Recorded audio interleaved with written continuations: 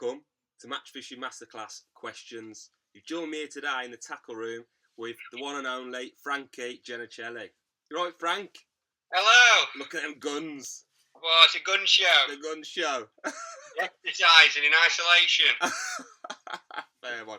You've been doing that Joe Wicks stuff, have you? I've been doing Joe Wicks. I taught him all he knew. Did you?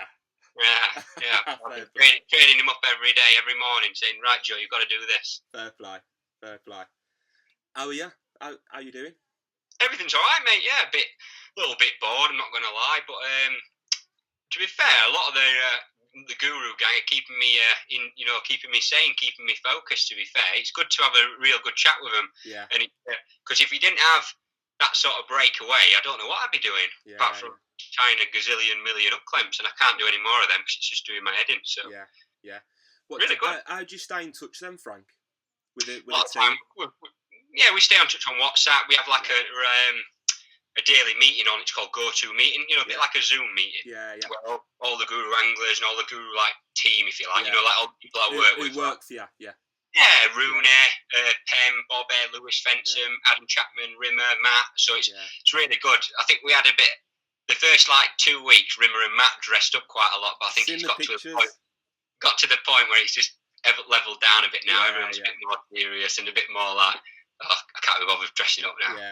Yeah. Good though, it's good crack. It's nice to stay in touch with everyone, you know, because we all stay in touch throughout the year anyway. So when you can't, because usually me, Matt, and Rimmer are always out on the bank with someone filming or doing a feature, so you can't do that now. So it's a little bit, that part of your life's a little bit dropped down a bit, but still good to see people. Even having this conversation now, it's good to see someone different than people that you live with. Yeah. So it's good for mental health, isn't it?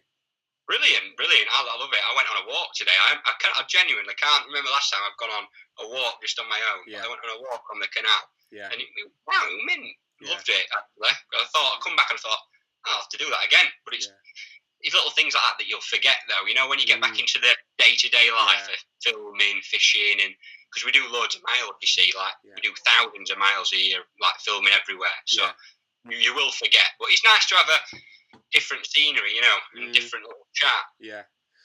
I was watching an interview with Anthony Joshua yesterday. I love Anthony Joshua. I think he's such an intelligent bloke. And he was saying that people need to take away the positives from this.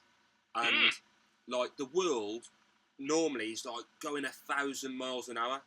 And, now everything's slowed down. Take the opportunity to, make the most of it. And you appreciate everything a bit more, don't you? You appreciate the time with your friends, time with your family where you can go out and do something, holidays or anything. And especially what I can appreciate is the fishing trips. Because I did have a lot planned this year. I had I think 5 different countries I was meant to be going to, on World Champs and stuff. But it's not looking like we're going to be able to do any of them this year now. Maybe 1 or 2, but it makes you appreciate the times that you can go and in them amazing countries.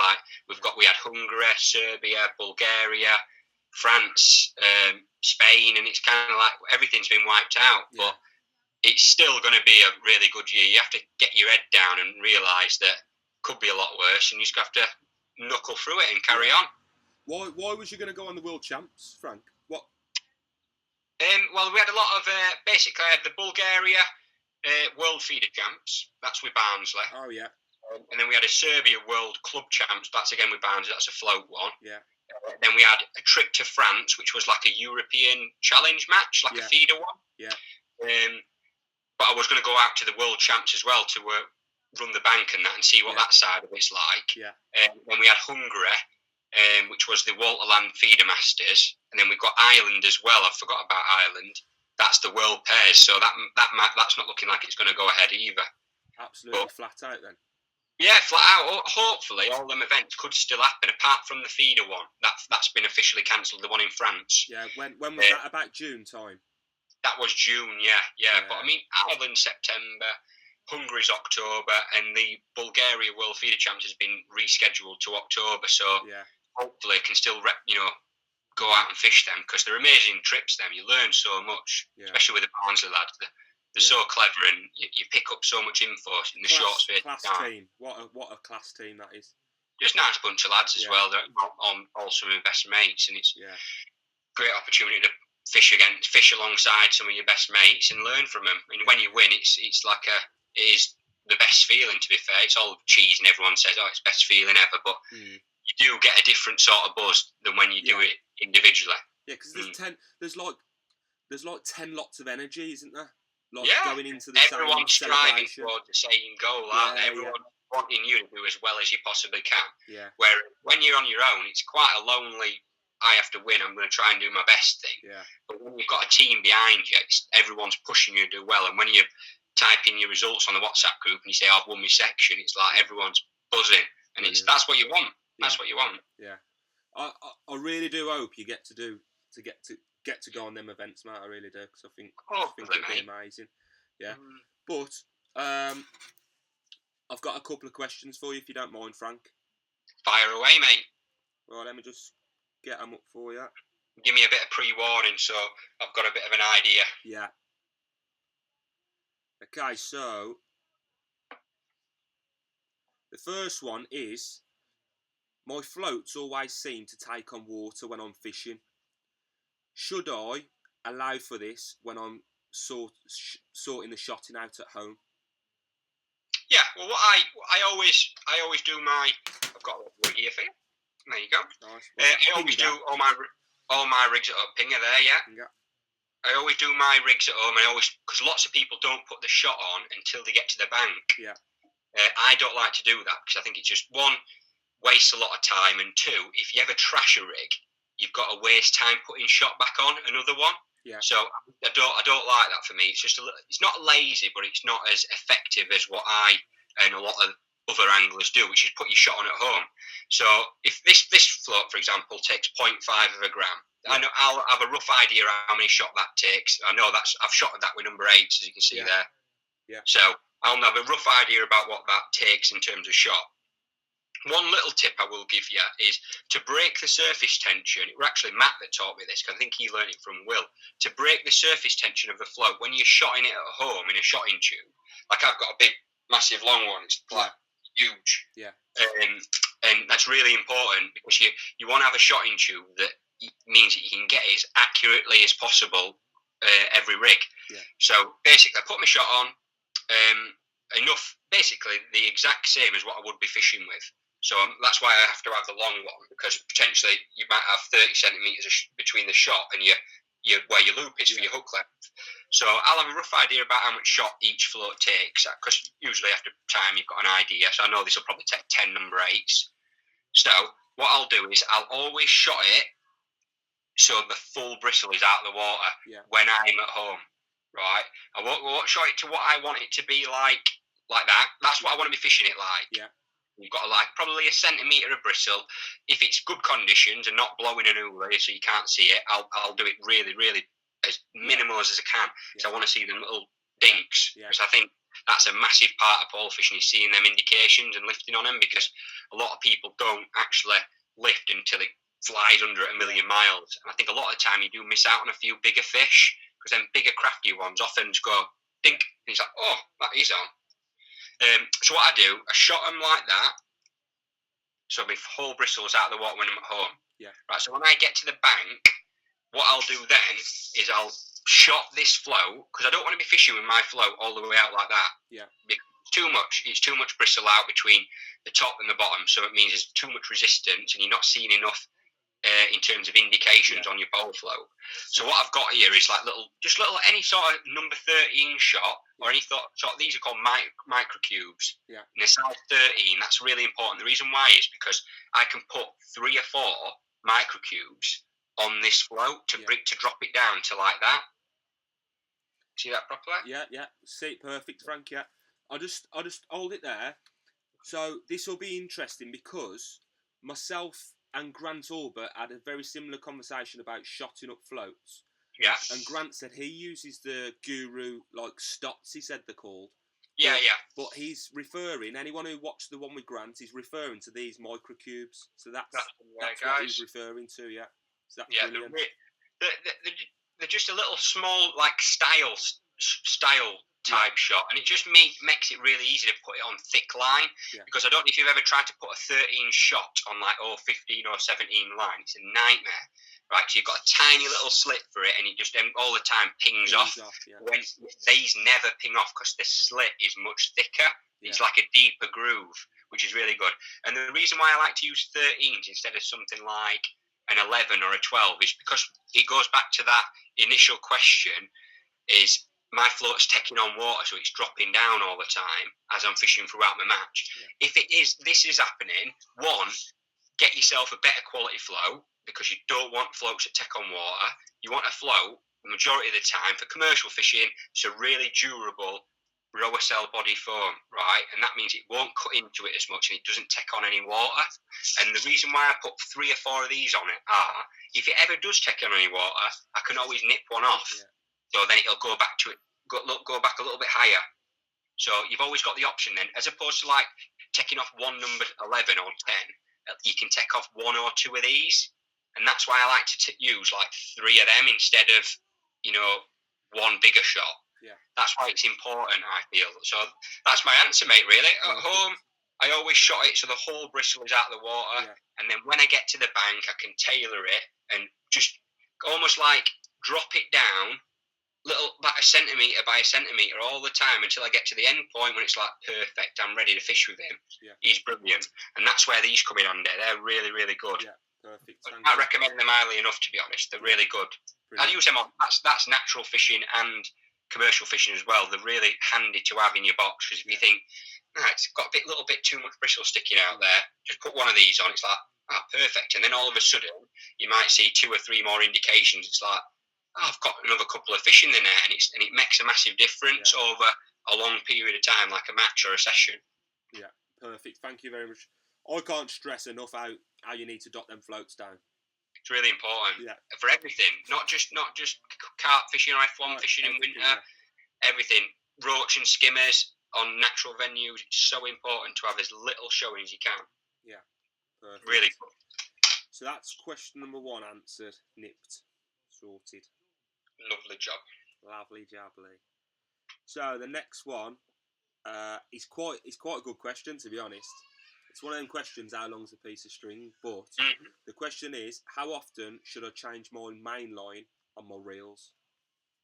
Okay, I've got a couple of reels here. As I said, you prepped me a little bit, so I've got a good idea about what I'm going to talk about. The question for that is, I've been thinking about it just now. Thinking about when you just said about how often should I change my reel line. It's a little bit tricky, really, because if you're talking about commercial feeder fishing, right, I would always say don't be afraid of using too thick a main line for commercial feeder fishing, right? And why I mean that is because you want that durability factor. You want to have the confidence when you're playing these massive carp. You don't want to think, is my main line going to let me down? Because you need to have that sort of reassurance when you're battling against them. They're under the rod tip. You don't want all of a sudden it ping and you're thinking, my main line's let me down. So what I personally like to do, I in the summer for commercial carp fishing, I don't use anything less than 8 pound on my main line. Unless I'm fishing at 50 metres plus, then I'll use say a 6 pound and use a shock leader. Right. But I would say for commercial feeder fishing, always go that little bit more thicker than you need. Unless you're fishing at 50 metres plus, then you might have to use a bit of a thinner main line, because that thick main line will reduce the amount of distance your feeder gets. Right. But one thing I will say is stick to a rule. Don't have it on your reel. If you're going fishing, like say, it's difficult because how many times do you go fishing? I know. I was thinking that. Let's say they go fishing once a week. That's a normal person goes fishing like once a week, I'd reckon. Once a week, I'll change my mono. This is important, right? Mono reel line. If that is on for natural venues or even commercials. So whether you're using 5, 6, personally, don't use anything less than 6 pound mono. I don't like to do. Even when I'm fishing for skimmers and stuff, because you still need that durability factor. And 2, it helps a lot for tangles. When you've got a thicker main line, you don't have many spin-ups and you don't have many bird's nests on your reel. It is important that. So I'll stick to a rule of, I usually do it, say, 4 months. Every 4 months, I'll always change my reel line. So in a year, I'll probably change my mono reel line 3 times. That's not a bad rule, mate, to be fair. That's what I'd stick to. But this really, you might have noticed, got to add some hammer, to be fair. It's on, won't be with that. But this is braid. And one thing I will say is, to that person asking the question, if they're talking about braid, leave it on for as long as you possibly can. Don't change that braid, because this is it's pulsate braid, and this is like 010. I use 010 for a lot of my natural water feeder fish. I think it's the perfect sort of diameter, and I'll leave that on as long as I possibly can. Yeah. Literally, it might be on there for, I think this is on for, since I ever started at Guru, to be fair, so it's like a year and a half. Yeah. And that's still quite early. So I'd have it on for 3 years, something like that. And braid never deteriorates in terms of when you're putting it on the line clip, as opposed to mono. That's the only time mono gets a lot of hammer, is when you're putting it on a line clip on and off all the time. Yeah. So like, when you're flicking it on and off all the time, like that, you can hear it. Yeah, it's always going to be damaging that little piece of line. Yeah. Well, not damaging as such, but always making a bit of a groove in it. Depending on the reel, like TDRs, the normal TDRs have got brilliant line clips. However, I can't knock these any. To be fair, mate, these new ones, new TDRs, the line clips are brilliant. Yeah, see, I use a Castism. Yeah. And the line clip's good, but they're designed. This reel's designed for bigger diameter lines. So me using thinner lines, it does damage my line. But then I find this one to be sound, to be fair, but that's why I change it. Yeah. Quite regular. So like say 3 times a year, I'll always change my mono line. Whether that's £8, £6, I'll always give it another refresh because it doesn't make a difference in terms of sinking. Because mono, it's not like it gets better with age. Yeah. If anything, it gets worse with age. Yeah. So that's where braid is different, you see. Braid gets better with age, and the reason why I said I might leave it on for 3 years is because it sinks a lot better. Yeah. Because it takes a lot of the time braid doesn't sink. It's because of the coating on the braid. Yeah. They have to put it on for a manufacturing process. Yeah. So the longer this is on your reel, the better it'll be, like, long term. Yeah. What braid's that, Frank?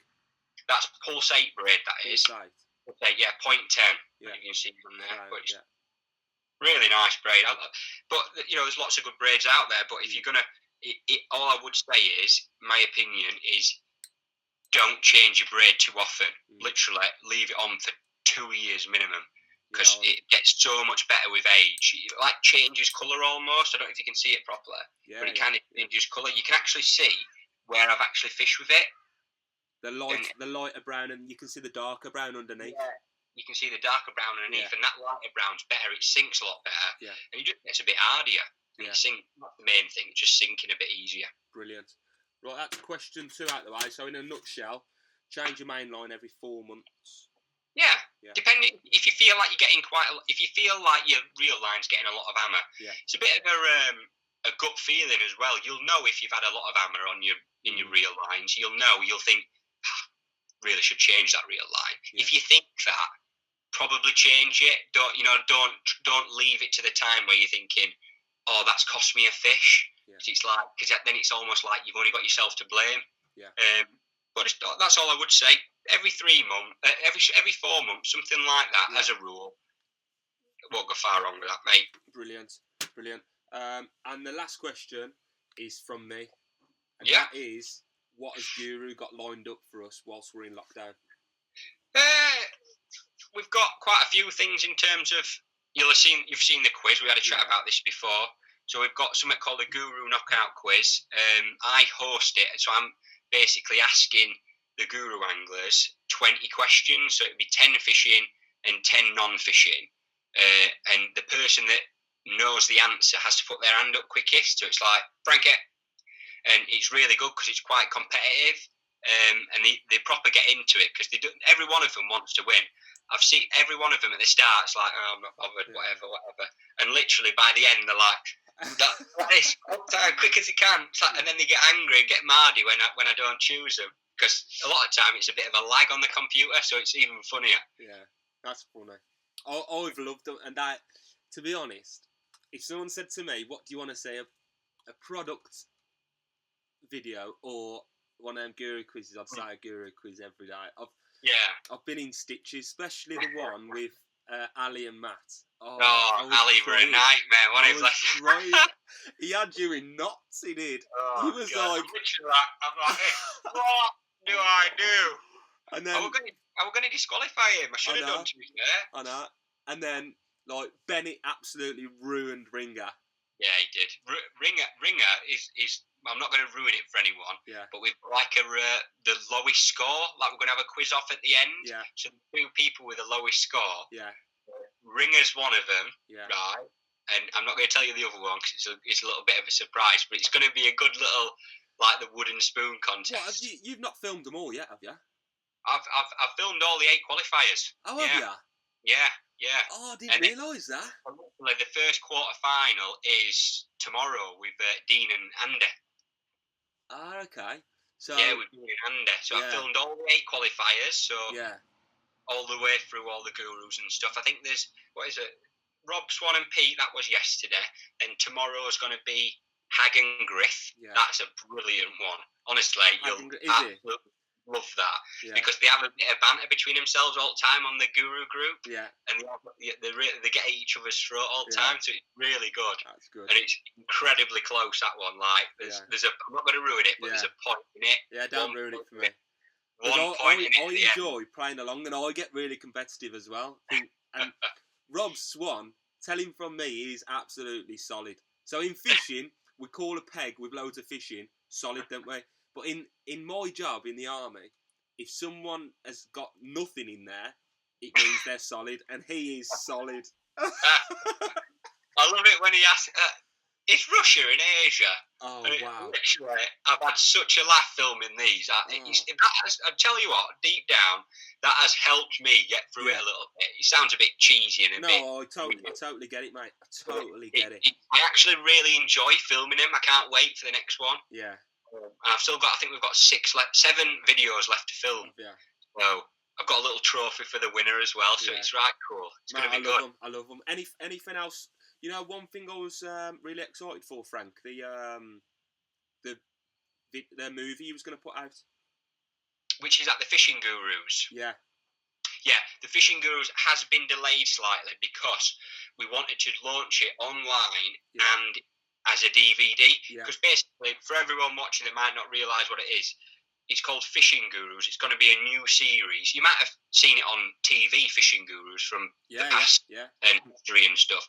But we've kind of reinvented it, if you like, as more of a DVD style. Yeah. It's going to basically be like between 30 minutes and an hour clips, like big, long Masterclass sections, which might cover feeder fishing in Ireland with Ringer. And that's an amazing one, by the way. Brilliant.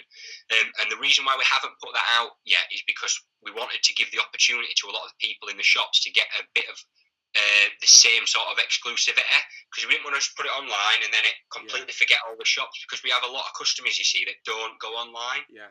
But we have to be a bit careful. But it has been delayed slightly due to this COVID situation. So hopefully... I mean, the videos are ready to rock and roll. I mean, we've got them all scheduled on the YouTube pages. It's just literally firing out there. Yeah, I totally get it, because it's the same with Facebook and YouTube as well. A lot of my viewers on YouTube haven't got Facebook. No, loads, mate. So, loads. And I'll run competitions on Facebook, but then I get moaned at from the YouTube lot saying, "What, we haven't got Facebook?" So it's amazing, because it's same on Twitter, it's same on Instagram. People that are on Instagram don't like to be on Facebook because they don't like the constant videos on there all the time and stuff. So there's lots of different markets out there, but we tried to stick to a bit of a focus and think as soon as we can get back into tackle shops and people can pick them up in their hands. Yeah. But what we were going to do was launch it at the Big One show at Farnborough. Yeah. So we had all the DVDs. They're all ready. They're at Corder HQ. There's loads of them. Yeah. And we were going to give them out at the Big One show. But obviously that got postponed due to this situation, so we kind of postponed that. That's moved back to October. That is, but hopefully in the next, I reckon. Well, as soon as we can get back into tackle shops, that's when we'll launch it. Yeah. So as soon as we can get the DVDs into tackle shops and people can go, I'm going to pick that up and I'm going to take it home with me and watch it. That's when we'll launch it. Yeah. It's really good, mate. There's 4 chapters. You know, they've got Rooney, Matt Godfrey, Ringer and Bennett, so it's brilliant. But we filmed all them, and unreal, like the amount you learn from it. and I loved it. But that'll be a brilliant thing to watch. That, and it is a bit of a shame that we can't watch it over the, while we're all at isolation time. I mean, if there's anything we can do, if we get a lot of feedback saying, we do want it out online. I mean, it's something we can look into, but it's don't want to kind of just shut away totally from shops. I totally understand. I would totally agree with that. To be fair, I do. Yeah, it's totally a tricky situation. We can see the benefits for both. Yeah, brilliant, Frank. That's the question answered anyway, Frank. Lovely. We've got tell you what, Ricky. We've got a couple of. We're going to do a new Instagram series. So if anyone hasn't followed Guru on the Instagram, I think it's Guru_fishing. Yeah. We're going to do a new live series. Like we're going to try and do it every day. With basically where it might be myself or Matt. Yeah. And Matt's going to ring me, and I'm going to join the live. So it might be like 3 or 4 of us on the live. Yeah. So we might ring Bennett, we might ring Ringer. Yeah. We've got a couple of like Jimmy Bullard and stuff that we can ring. It'll be really cool and interesting. That'll be brilliant. And we've got that Facebook Live as well, which is the isolation preparation series. That's really popular. Yeah. I think the next one of that is probably Monday, Tuesday time. So we're definitely trying to. The isolation preparation one is with. I'll tell you what. Sorry, tomorrow it's Sunday. Sunday with Paul Holland at 6 o'clock. Yeah, Paul Holland. Yeah, brilliant. Sunday 6 o'clock with Paul Holland. He's doing a bit more of a. We haven't done a full question and answers one yet. Yeah. So he's going to do just solely what pellet waggler rods do you use? What pellet wagglers do you use? What should I be using down the edge in terms of hooks and all sorts of stuff. So he's going to have a load of stuff on his tray in front of him, and he's going to literally answer any questions you got through and then explain what they are. Yeah. So that'd be quite nice. Well, that's just buggered me up because I was going to put this out on Monday, but now Frankie's just forced me to put it out on Saturday. Brilliant. Cheers, mate. No worries. I owe you one. Yeah, Sunday that is, to be fair. Yeah. Right, I'm going to leave Frankie there before he gets me in any more strife. It gives me any more work to do over the weekend. And have you got a message for the folks at home, Frank? All I would say is keep positive, and you probably had a few people say the same sort of thing. It's all about appreciating what you have. You've got the people around you, so you might have your mum, your dad, your partners, your wives, your husband, and stuff. So just keep positive and keep in touch with everyone. One thing I will say is don't be afraid of just picking up the phone and ringing someone, because it definitely helps. I've spoke to Matt today for all of a sudden I already asking him a question, but I spoke to him for 35 minutes. So and I realised, and I think, oh, that's a great way of spending your time as opposed to just sitting at the TV like this. What do I do? What do I do? Because that's when you start getting a bit negative. So keep active and just keep speaking to people. That's all I'd say, mate. Brilliant. Thank you very much. And my message is just, as usual, stay safe, stay home. All right. Thanks. Cheers, Frankie. Thanks, mate. Appreciate it. See you later, folks. Bye-bye.